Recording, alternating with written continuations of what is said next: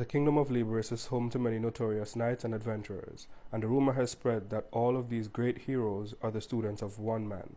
One day, a young lady takes a carriage to the countryside. She's traveling to the home and dojo of a swordsman named Beryl and his father. Beryl's father wants him to settle down and have a family, and goes as far as telling him to marry one of the students from his dojo. He did have a student that said she would marry him once she was older, but he didn't take it seriously. Her name is Alucia, and she's the very same girl who came to visit him. And at this stage in her life, she's the head of the Royal Knights. Beryl is curious why she shows up after all this time, so she explains that not only is she the head of the knights, she also instructs them, which would make her the best swordsman in the kingdom. To think a student of mine would go on to become the royal instructor. I'm proud. Yeah, but I recommended you, Sensei, as special instructor, and they agreed. But he knows that would automatically make him the best swordsman in the country. And he basically has no choice. All the paperwork is signed and she's ready to go, like, right now. They make it to the capital and she's introducing Beryl to all the knights. And she says, I require each and every one of you to exceed all expectations. Mr. Gardenant far surpasses the likes of me, and he's just shocked. He begins to introduce himself, but some people aren't feeling it. They're like, there's no way.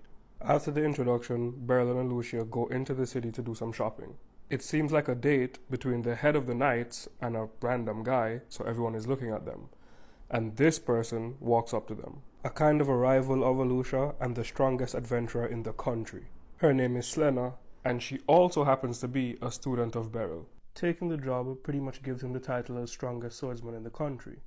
And these two, the strongest adventurer and the strongest knight, haven't seen him do any swordplay in a while. He took the job as sword instructor, but he only has to instruct the knights a few times a month, so he's on his way home. And he's worried that if he doesn't do a good job, it won't just put him in trouble, it'll get his student in trouble as well.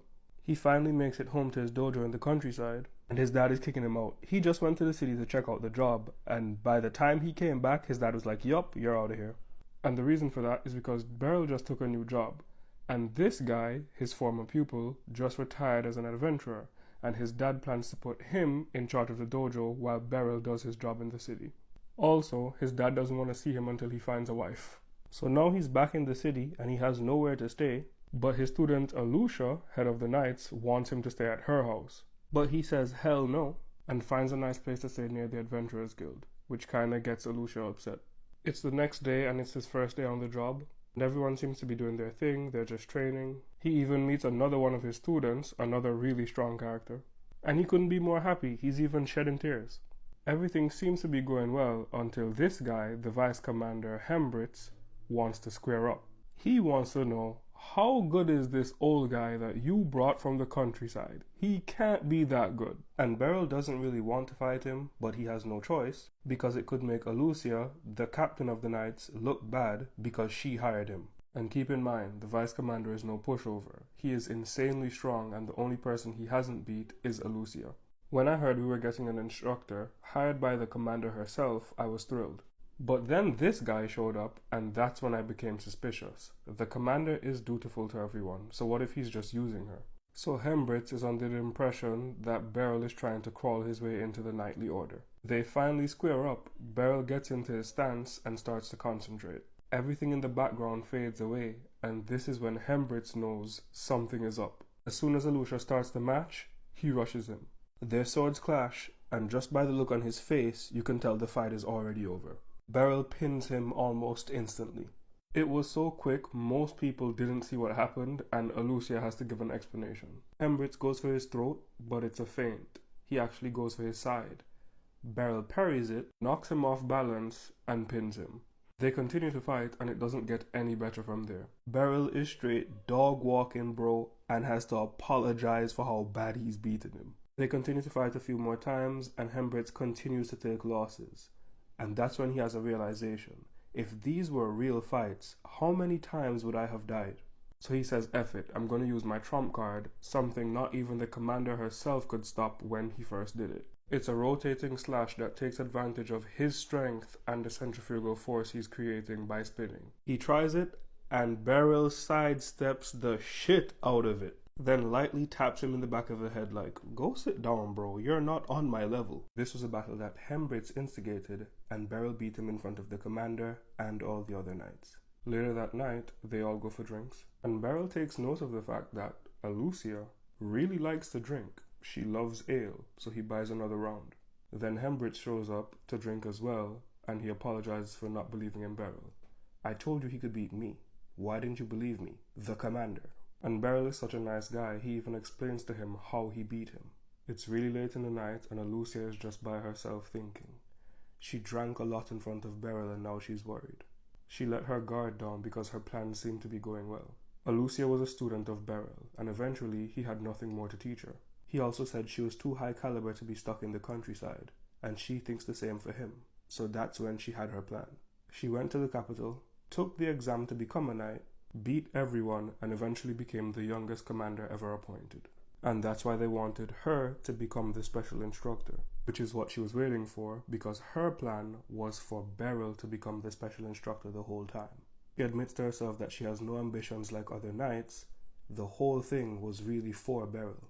The next day, Beryl is in the city and he runs into another former student of his, Fizzle. And Fizzle is a bit different from all his other students. That's because she's a swordsman and a magician, but he had no idea. While they're out, two thieves try to snatch a woman's purse, and Fizzle wants to show him some of her power, so she decides to handle it. Being a magician and a swordsman, she's able to infuse magic into her sword and strike her opponents from farther away. And not only is she good at that, she's also extremely agile. On his way home later that night, Beryl thinks to himself, wow, all my students are great, I better step my game up.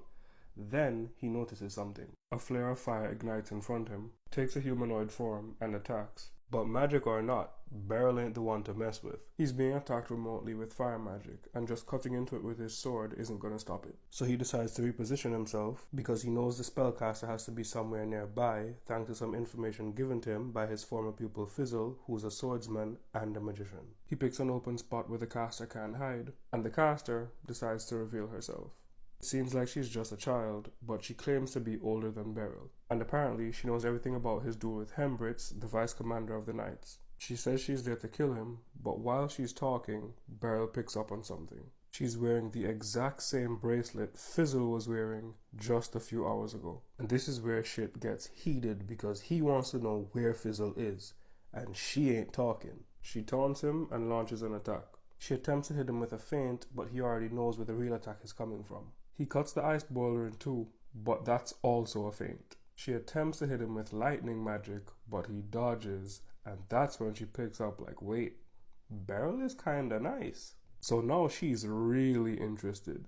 She launches several attacks that he dodges, and he thinks the fight is going to come down to one thing, either his physical stamina or her magical stamina, because he can't get close. But that's when she lets him know that she's just getting warmed up. She floods the arena, freezes Beryl in place, casts a fire spell, condenses it, and when it's ready, she tosses it into the water.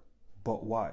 When water enters into direct contact with another matter at extremely high temperatures, it boils instantly and expands explosively to create a steam blast, the same thing that volcanoes do. But tell me why Beryl steps through this steam like he was born for this moment.